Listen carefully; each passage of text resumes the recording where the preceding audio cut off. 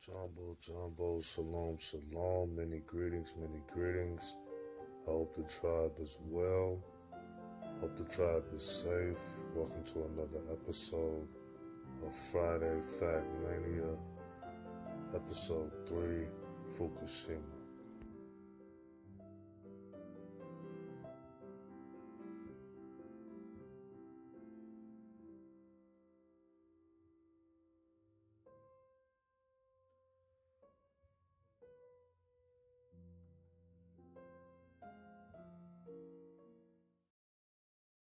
Before I start, I want to give all praises to the Most High. I definitely want to give a shout out to the tribe. I appreciate your viewership. I appreciate you watching this. This is my first attempt on Fukushima. Hopefully I get it right, get it correct. All right, let's jump into it. So I know we've seen a lot of videos, various YouTubers discuss this topic and talk about it. And everybody gives their point of view on what's going on. They also give facts. They give you graphs. I want to just give a little quick backdrop on Fukushima. There might be some people like myself that wasn't entirely sure like what, happened for Fukushima to be Fukushima, for the ocean to be contaminated and radioactive like it is. So the cause of that is a plant in Okuma, Japan. I hope I'm saying that right. If I'm not, apologize. This plant on March 2011 had an explosion, leaking radioactive chemicals into the water that surrounds the plant. The plant is now basically just spilling out a lot of contaminated liquid. The plant had an earthquake and a tsunami hit it, which caused the chemical spill. It had a catastrophic tsunami hit it. And the tsunami hit certain reactors that cooled generators, I believe, or the other way around, generators that cooled reactors. The tsunami hit them so hard that they couldn't cool it down, so the chemical spill happened. The following year of 2012, 573 deaths occurred from the radioactive poison, the chemical spill, basically. So here you could see a ginormous, massive squid. Look at that. Okay, you see that. That's really big. That's a huge squid. It could be a whale, but that thing is huge. Can you imagine the massive amounts of radiation, chemicals, anything to take that squid down? That is insane. The magnitude, the frequency of the contamination, the contaminated water, I should say, to take something of that magnitude down. Look at the fish. The marine life in the water is poisoned.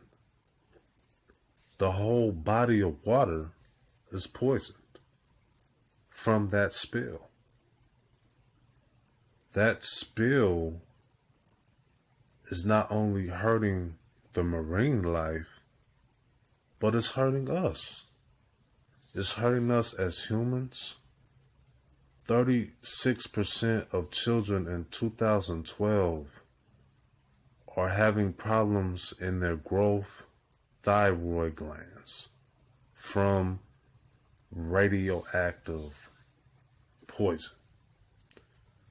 Meaning the children are so contaminated from the radiation that's going on, because it's high in radiation there. People are dying by thousands there from that water, and just the surroundings are so contaminated. They're dying. They're having growth problems. The children are having growth problems.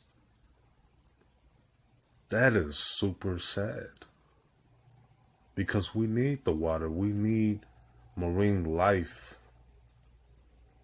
We need the life. So when you have a contamination that's killing us, how do you stop that?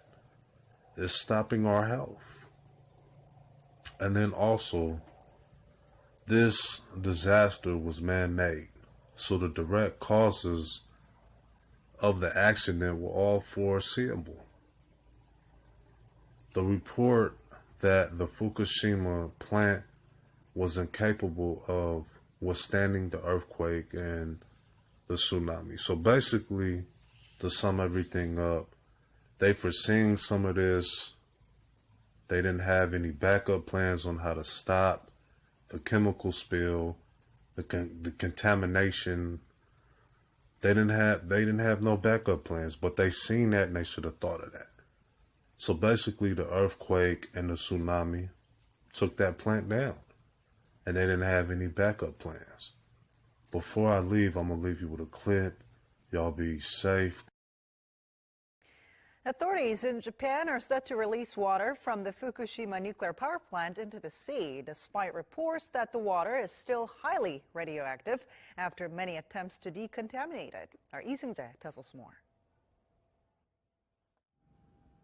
Despite reports, treated water at the Fukushima nuclear plant needed to be decontaminated even more before it can be released into the sea, the Japan government has decided to release it anyway. The Japan-based newspaper Mainichi Shimbun reports that Japan's Nuclear Regulation Authority chief told reporters recently that the authority plans to release the water once the radiation levels are lower. However, he added the authority doesn't think more distillation or dilution will help, nor does he think it's necessary. Almost 85% of the water is said to contain dangerously high levels of radioactive materials. According to the plant's operator, Tokyo Electric Power Corporation, about 161,000 tons of the treated water is 10 to 100 times over the limit for release into the environment, and another 65,000 tons is up to 20,000 times the limit. The release option faced heavy criticism at town meetings in Fukushima and Tokyo in August, when TEPCO and the Japanese government officials provided little explanation about the contamination. TEPCO says it has the capacity to store up to 1.37 million tons of water through 2020, and it cannot stay at the plant forever. South Korea expressed its concerns over Japan's decision last week. The ocean is not the property of one country, but a shared resource of the world. Releasing contaminated water into the sea is likely to have a significant impact on the marine environment and the safety of marine products. Some experts say the water can be stored for decades, but others say the tanks take up too much space and could interfere with ongoing decommissioning work, which the Japanese government hopes to finish before the 2020 Tokyo Summer Olympics. Lee Seung-jae, Arirang News.